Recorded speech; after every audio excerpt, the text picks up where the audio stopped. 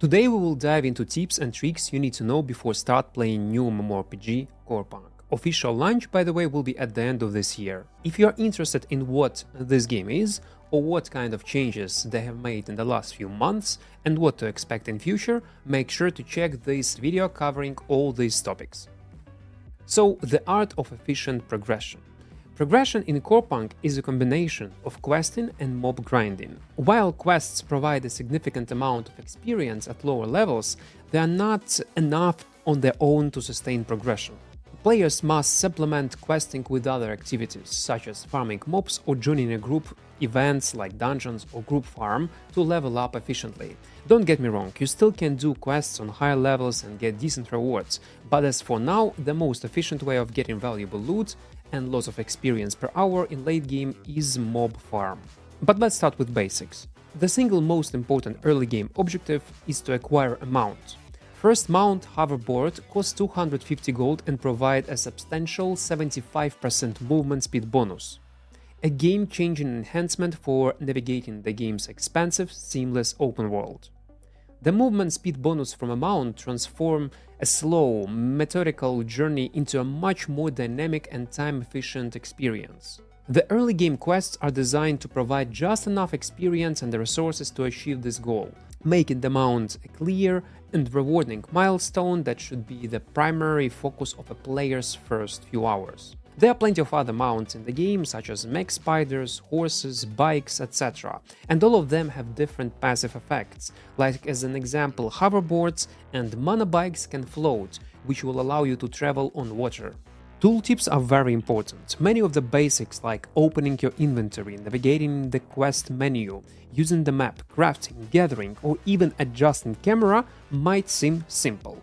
But these are often the things that confuse new players the most. If you look at the top left corner of your screen, you'll notice a small question mark icon. Clicking on it will open a menu with animated tutorials that clearly demonstrate how different functions work in the game. I highly recommend taking just a minute to explore this feature. You would be surprised how many players, even those with hundreds of hours in Corepunk, still don't realize how many useful tools and options are available to them. The next tip: leverage the power of community. Given the challenge of the early game and the design of endgame content, social interactions is not just an option but a critical component of a player's long-term success. While a player can progress solo, the journey will be significantly slower and more difficult than for those who team up. The game's most efficient and rewarding activities, from leveling up, tackling challenging bosses, are all designed for groups. A balanced party with a tank, healer and DPS is the most effective way to clear content. Corepunk features a unique proficiency system for its professions, which are divided into gathering, it's a herbalism, logging, mining, butchery and crafting, weaponsmithing, mysticism, etc. Players have a total proficiency cap of 100% per set of 4 professions, which can be distributed as desired, for example, a 60-40 split between 2 professions. This system inherently encourages players to specialize and necessitates a player-to-player trade economy. So using auction house early on to get something you need to buy or to sell, or having a friends that will focus on other gathering crafting professions is essential part of efficient way of progressing.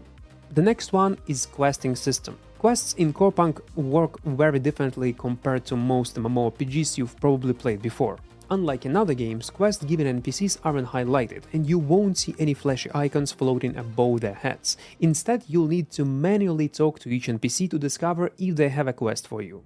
At first, this might feel unusual, or even a little frustrating, but the idea is to encourage real exploration and immersion into the world. And thanks to community feedback, this system has been polished and improved a lot since the early stages of development. Now, there are a few more important tips every player should know. Some quest items can be tricky to locate, but don't worry, the quest journal often contains hints and clues about where exactly to find them. Take the time to read it carefully. It can save you a lot of running around. The game can also mark quest areas on your map. By clicking the designated button, In your quest log, you'll open the map with a highlighted area. Keep in mind though that this usually shows you an approximate location, not the exact spot, so you'll still need to explore a bit. There is also a handy play button inside of the quest log. Clicking it will replay the last piece of relevant quest dialogue, which is super useful if you miss something or just want a quick reminder on what to do next. So, while the quest system may feel very different at first, once you get the hang of it, you'll realize it adds a lot of depth and immersion to the Corepunk experience. The PvP and the Karma system. The open-world PvP system is a core component of a Corepunk's design, but it is governed by a reputation system known as Karma. This system is intended to discourage unprovoked attacks, especially against players who have not opted into PvP. A player who kills another in certain zone will receive karma points, with the amount depending on the difference in level and gear between the two players. This system acts as a social contract. Reaching a certain level of karma points, which is 1k, will brand a player as a criminal, which comes with the significant consequences. Criminal players are unable to join party, and any player who assists a criminal, even by healing them, also become a criminal, is immediately dropped from their party. Furthermore, criminals face a heightened risk upon death. With a 100% chance of losing all items, you basically will drop 50% of items and the other half will be destroyed. Let me explain how this system works. And again, you're gonna drop items only if you have 1k karma, yeah? Not lower.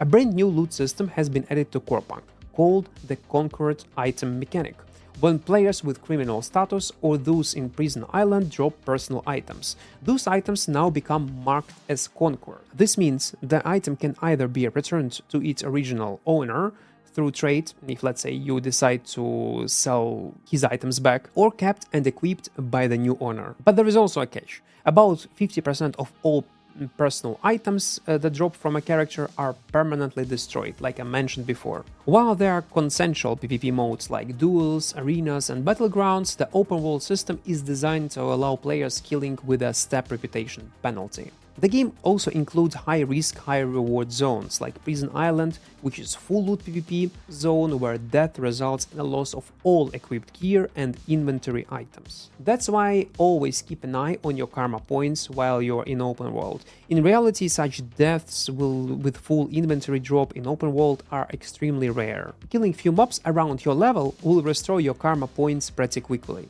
so don't worry, it will not reduce amount of PvP you get in open world. You always need to look ahead. Reaching the level 20 cap is not the end of progression in Corepunk. It is the beginning of the endgame, which pivots from leveling to character optimization. The game's endgame is a complex puzzle of build crafting and character progression through different system of gear, artifacts and runes. The artifact system, for example, allow for advanced customization through the use of boss heads from a high-risk location like Prison Islands. These boss heads can be used in the synthesis machine to add an extra secondary stat to an artifact, providing a powerful trump card in any build. Furthermore, a player's weapon mastery is a significant source of power, and the catalysts required to progress this system are primarily obtained from high-level bosses and chests, creating a long-term grind after the level cap is reached. The game's design ensures that power is not a function of a single system. A player's ultimate strength is derived from the synergy of multiple systems, including the enhanced weapon talents, artifacts, and runes. This complex interplay allows for the assembly of truly wild build variations and rewards a deep understanding of the game's mechanics beyond the simple reaching the level cap. The true endgame in Corepunk is not the race for a higher item level, but the creation of the perfect build. Corepunk is a game that rewards players who are prepared to embrace its unique blend of classic and modern mechanics. It is a challenging but rewarding experience that prioritizes player-driven discovery and strategic thinking over convenience. Acknowledging the game's social and economic systems, from the karma system to the importance of a group gameplay, is also crucial for a long-term success. For those who are willing to accept the challenge, Corepunk offers a rich and deeply customizable experience that rewards patience, persistence, and willingness to explore. Remind you that official launch will be at the end of the year with full wipe and fresh servers. But you can play it right now and join early access to get this knowledge and be prepared. Plus, you will get some cool vanities. If you are planning to play it on launch anyway, just get the game now. Link will be in the description of this video and in the first pinned comment. And keep in mind that game will be only buy to play, and they will monetize it via skins in a shop, and that's all, so no pay to win. Hope you enjoyed this video, and we will see each other pretty soon, and stay safe, guys.